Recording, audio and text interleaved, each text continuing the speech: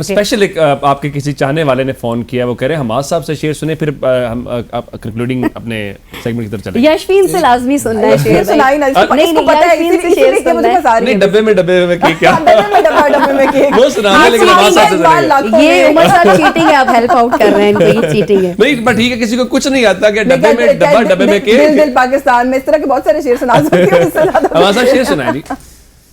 اپنی ایک نظم ہے، اپنی نظم ہے. اپنی نظم ہے. واہ واہ واہ. دو شاعر بیٹھے ہیں. آج تو پھر مجھے بھائی میں نے یہ شو کیوں کیا ہے، مشاعرہ کروانا چاہیے تھا مجھے آج. چاہیے تھا پورا. اس نظم کا عنوان ہے وہ ہم ہی تھے. چند لائنیں سناتا ہوں. واہ. وہ ہم ہی تھے جو اس صحرا کے بے آب و شجر لمحوں میں بھی تن کر کھڑے تھے جب سوا نیزے پہ سورج تھا.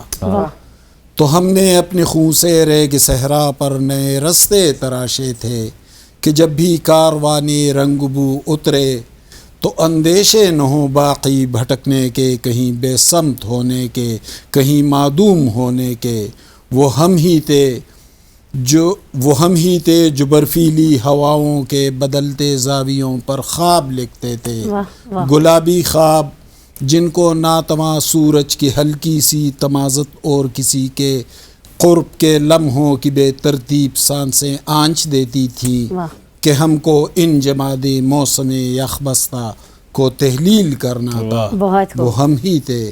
بہت خوب. آپ